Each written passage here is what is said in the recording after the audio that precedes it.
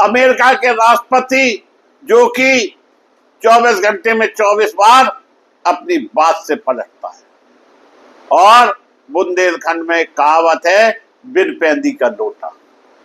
बिन पैंदी के लोटे का मतलब है जिस लोटे में पैंदी नहीं होती है वो एक जगह स्थिर नहीं रहता है। इसी तरह अमेरिका के राष्ट्रपति का हाल है कि वो अपनी बात पर आज तक स्थिर नहीं रहा और कभी ईरान से समझौते की बात करता है, कभी कहता है ईरान से युद्ध हो जाएगा। नमस्कार, मैं मुकेश सुदैनिया और आप देख रहे हैं सीधे बोल यूपी। मध्य पूर्व की राजनीति में एक बार फिर बड़ा मोड़ आता दिखाई दे रहा है दोस्तों। एक तरफ अमेरिका दावा कर रहा है कि ईरान की फ्रीज की गई संपत्तियों का इस्तेमाल अमेरिकी किसानों से गेहूं, मक्का और सोयाबीन खरीदने में होगा। दूसरी तरफ ईरान साहब कह रहा है हम अपनी संपत्ति का इस्तेमाल अपनी शर्तों पर करेंगे, अमेरिका के आदेश पर नहीं, यानी जबरदस्ती की दादागिरी। उधर होर्मुज जल डब्ल्यू मार्ग को लेकर तनाव अभी पूरी तरह खत्म नहीं हुआ।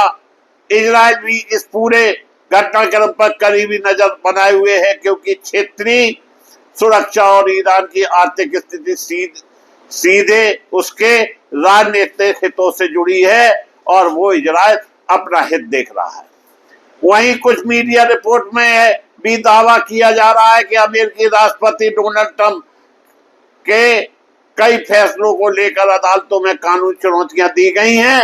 हालांकि अलग अलग मामलों की प्रगति अलग है और इन्हें एक ही मुकदमे के रूप में नहीं देखा जाना चाहिए। यह समाचार अल जजीरा द्वारा भी प्राप्त हुए। अमेरिका राष्ट्रपति डोनाल्ड ट्रंप, उपराष्ट्रपति जेडी वेंस का कहना है कि यदि ईरान की कुछ फ्रीज संपत्तियां जारी होती हैं तो उसका उपयोग अमेरिकी कृषि उत्पाद जैसे गेहूं, मक्का और सोयाबीन खरीदने में किया जाएगा। ट्रंप ने इसे अमेरिकी किसानों के लिए बड़ा आर्थिक अवसर बताया। ईरान का पलटवार। ईरान ने इस दावे को सार्वजनिक रूप से खारिज कर दिया। ईरानी विदेश मंत्रालय के प्रवक्ता ने कहा कि यदि संपत्तियां जारी होती है तो उसका उपयोग कहां और कैसे होगा, इसका फैसला केवल ईरान करेगा। खरीदारी कीमत और गुणवत्ता के आधार पर होगी, किसी अमेरिकी शर्त पर नहीं। दुनिया के समुद्री तेल व्यापार का बड़ा हिस्सा होर्मुज जल डब्ल्यू मार्ग से गुजरता है। हाल के संघर्षों के दौरान यहाँ तनाव बढ़ा था जिससे वैश्विक ऊर्जा बाजार प्रभावित हुआ। अब अमेरिका और ईरान के बीच सुरक्षित नौवहन को लेकर बातचीत चल रही है, लेकिन भरोसे की कमी अभी भी बनी हुई है। इजराइल की चिंता, यदि ईरान को आर्थिक राहत मिलती है तो इजराइल की चिंता यह है कि इससे ईरान को क्षेत्रीय क्षमता मजबूत हो सकती है। दूसरी ओर यदि समझौता सफल होता है तो बड़े सैन्य टकराव की आशंका कम हो सकती है। यही कारण है कि इजराइल इस पूरी वार्ता को लगातार नजर रखे हुए है। निष्कर्ष यह निकलता है, सबसे बड़ा सवाल भी यही उठता है, क्या अमेरिकी शर्तें लागू होंगी?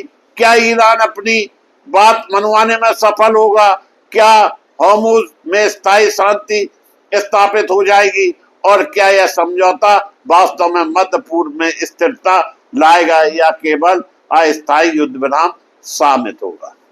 इन सभी सवालों के जवाब आने वाले दिनों में दोनों देश के लिए एक अच्छी बात है।